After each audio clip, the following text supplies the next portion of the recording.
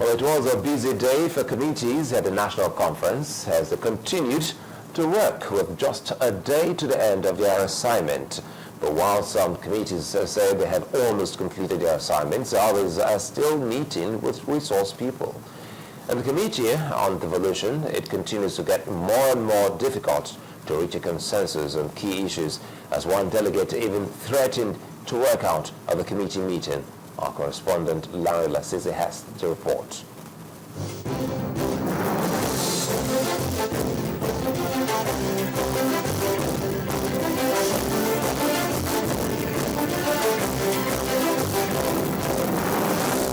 Now, it's less than 48 hours to the end of the timeline given for committees to complete their work, and delegates are trying hard to make sure they complete their assignments at the National Conference. Some of the committees are still meeting with resource persons like officials of the National Pension Commission and the Minister of Mines and Steel Development. Some of the delegates say their committees are close to completing their work. The committee is divided into 3 subcommittees, and virtually all the 3 committees have gotten to a stage where we can turn in our reports to the main committee by 12 noon tomorrow. But after that, I think it will still, there needs some synchronization, and fine-tuning. We are working very hard to make sure that we come out with reasonable reports. Like we all know, a lot of people are waiting for us out there to bring out our reports, and so we put more effort in it. Like today, we're almost rounding up. Once it's about development, which is what our committee is all about. It's about value addition. Consensus is logical. I mean, you don't need to vote over whether there should be uninterrupted power supply. All of us need it. It's all inclusive issue. Now, it is where you don't have consensus, is where people are fighting. It's about sharing. It's not about value addition. But that was not the story in the Committee on Devolution of Power. The committee had hardly started its meeting when journalists were told to leave for a few minutes.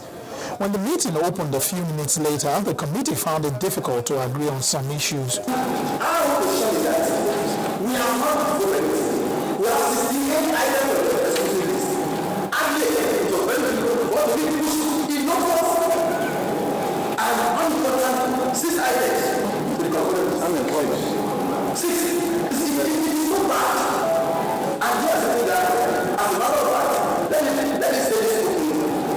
I want to show you what happened to this conference. Let me tell you that I will not offend that it is done by this committee. Because we have not done anything that justifies my being here.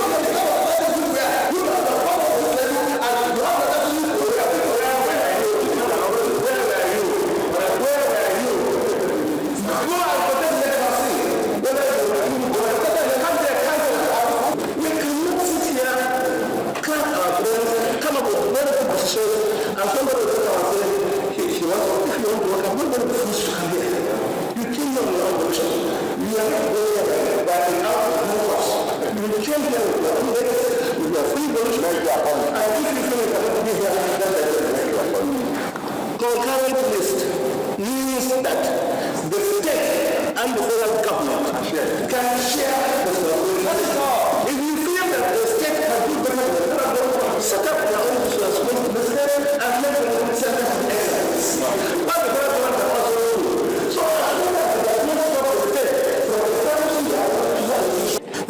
then went into a closed-door meeting for the rest of the day. While the chairman refused to speak afterwards, some delegates told us how the meeting went. No, we are not nearing any agreement. Please, you better take note. We are not nearing any agreement. We have two distinct positions. We didn't agree yesterday on that. We were hoping that we would agree. And then a new dimension that has come up now is that while discussing this item 39, we must take it also with the question of revenue allocation, that is the revenue sharing formula as it were. And so these issues, by the proposal of the chairman, is that by tomorrow we should all come together with a joint position on it.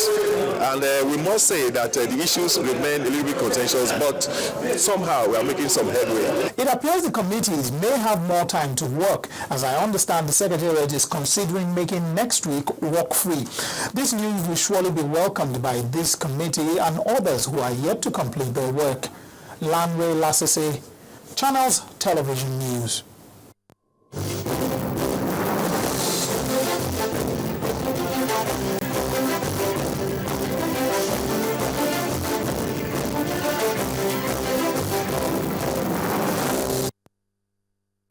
Unveiling the new look of Guinness. Discover a colorful world of more.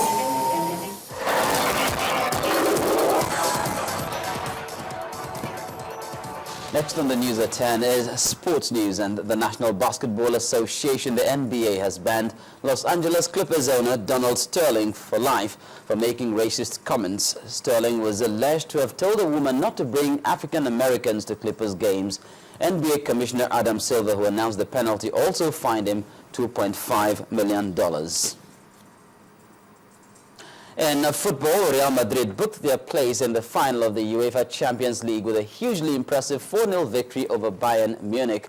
Sergio Ramos scored twice, the first coming from a simple Luka Modric corner with no player marking him. A few minutes later, Real scored their second when a lurking Ramos scored past Manuel Neuer again. Cristiano Ronaldo scored his 15th Champions League goal of the campaign, sweeping home a shot at the near post after a textbook counter.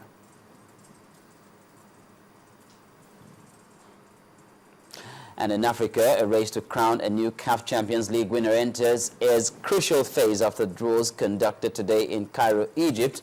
And it threw an interesting twist. DR Congo's two representatives, TP Mazembe and AS Vita, were drawn in the same group alongside five-time champions Zamalek of Egypt and Sudanese giants Al Hilal. That's it on Sports News. Back to Sulai with the rest of the news at 10.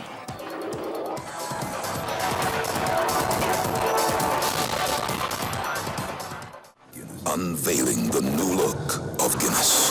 Discover a colorful world of more. Well, armed men today stormed the legislative complex in Tripoli, Libya, injuring some lawmakers. The attack forced the parliament to abandon the election of a new prime minister. The legislators left the building after hearing some gunshots. The attempted vote followed the resignation of Mr. Abdullah Al-Thani, who stepped down as prime minister earlier this month. Well, and finally tonight, a former producer and writer and director and leading player in the Nigerian motion picture industry, Mrs. Amaka Igwe, is dead. She died of asthma attack earlier today in Enugu, southeast of Nigeria, while on a pre-production of a movie. Amaka is easily remembered for great soaps such as Checkmate and Fuji House of Commotion. She was 51 years old.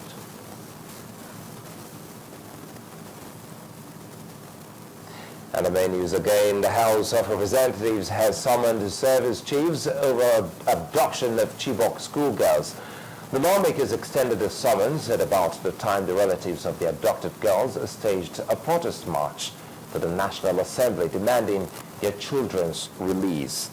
Also today, the Speaker of the House of Representatives, Aminu Tambo, has said that the probe over the 10 billion naira spent to charter jets by the Minister of Petroleum is not closed yet. He said the House is seeking legal advice on the matter and will resume investigation on it as soon as duly advised. The Petroleum Minister is being probed by the Public Accounts Committee for allegedly spending 10 billion naira for maintaining a chartered Challenger aircraft in 2 years.